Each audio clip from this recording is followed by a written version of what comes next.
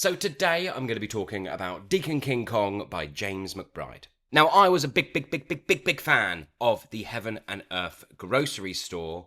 Love that book, and I'd never read any James McBride before. I do have two other James McBride novels on the old shelf, and this was one of them. So I was just like, you know what, let's just give it a go. I can't believe it's been so long. Let's give it a read. For those of you who have read The Heaven and Earth grocery store and have read this novel, then you will definitely notice that there are some similarities within the style. Set in 1969 Brooklyn, the novel weaves a tapestry of these interconnected lives of this very, very vibrant community. So let's get into a little bit of the old plotty plot. We follow an elderly character called Sportcoat, old Sportcoat, and he is a deacon of the Five Baptist Church. Sportcoat unexpectedly shoots Dean Clemens, a sort of young drug dealer in the housing projects where they live, and this seems to sort of spiral a chain of events. And as the community is reacting to this one action that's taken place, we get this kind of web of stories that start to unfold. Just like the Heaven and Earth grocery store, this novel has a lot of vibrant and colourful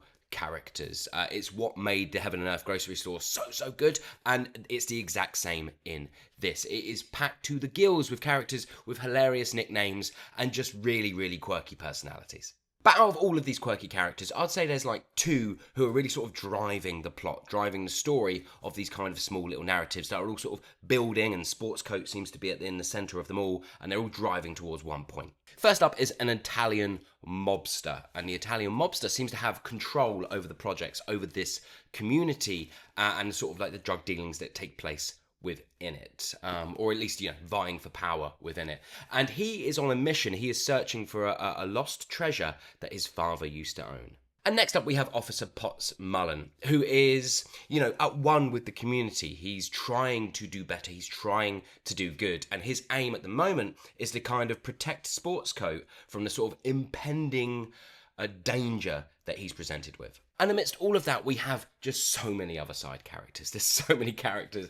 And this novel is pretty much 90% all dialogue. I will say that right now. If you don't like dialogue, then this is not the book for you. It is pretty much everything is driven through the dialogue. But yeah, and these small little stories, these little moments, these little connections we get with these characters just sort of bring this to community more and more to life, and the sort of like the histories and the aspirations of the people who live there, and how actually like being there where they are now was the dream come true, and for others it's a nightmare. And it's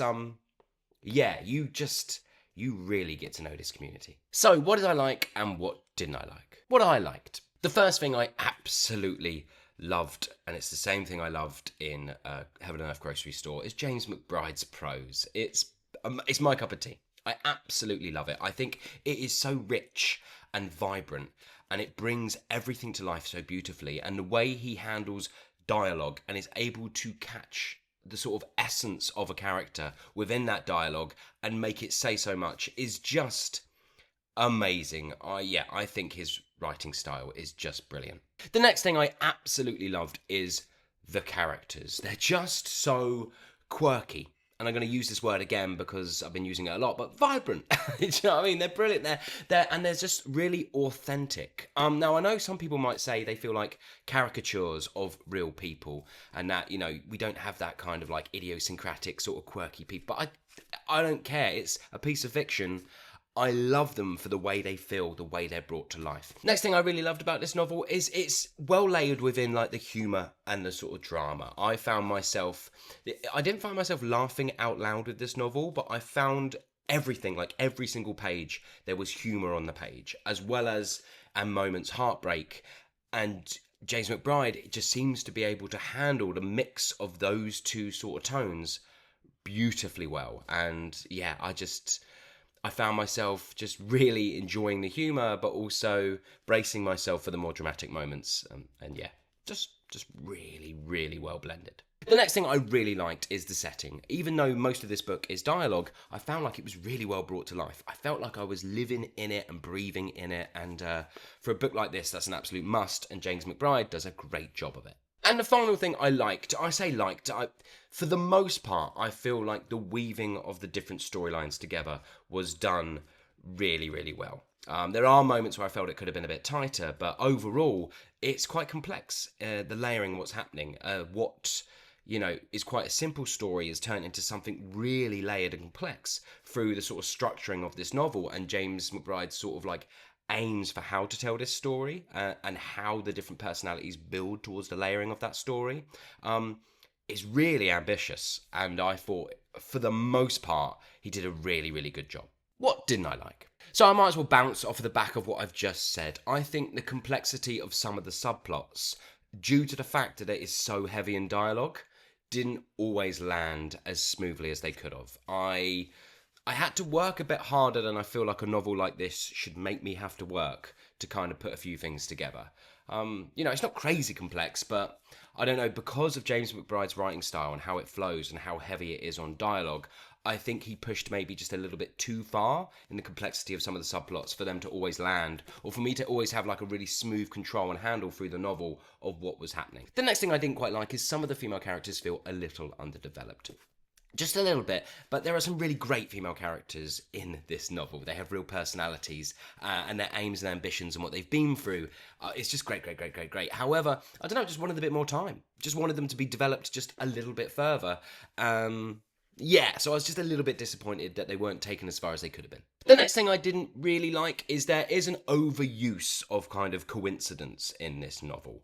And I don't mind that within fiction. It is a piece of fiction. Coincidence is a good device to move things along, but I think it was just overused a bit too much in this one. The next thing that I was a little bit disappointed in is there's not as much focus on Deems, the young drug dealer, as there could have been. He's like a real focus of this novel, of events unfolding, and I felt like I didn't get to know him anywhere near enough as I wanted to. This is obviously completely personal to me, and to many that might not matter, but I really was disappointed that I was a bit like, Deems is going to get some time. We're going to get some more time, a bit more depth here, and it never came. But that's it for dislikes. So I'm going to do something that I sometimes do if I think it is relevant. I'm going to do a list of things that I don't see as negatives, but you might. So here we go.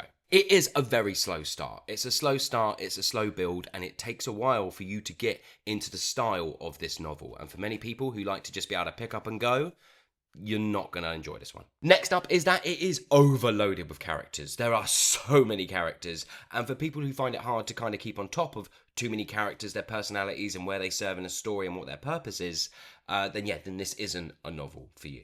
The next thing you might not like is the humour. James McBride has a very unique, I think, very engaging and authentic sort of way of using humour throughout his novels, but yeah, he does tend to force it into very serious moments, and for some, it might just feel unwarranted and not needed. And the final thing that you might not like, that I didn't mind at all, is that there is a real lack of a central plot thread taking place. It sort of spirals out of control and goes everywhere, and because it's mostly dialogue, you're just all of a sudden you're just hanging out with these different characters and getting the information based on their personalities, and you have to be really willing to sort of stick with it to kind of, for it all to slowly build and make sense. But I think that slow start combined with no central sort of plot line may put a lot of people off. So there you go. That's my list of things that if you think you wouldn't enjoy any of the things I've just mentioned, then again, it's not a novel for you. However, all of those things I don't mind in this novel at all. So there you go. Deacon King Kong, James McBride, my second novel I've read of his.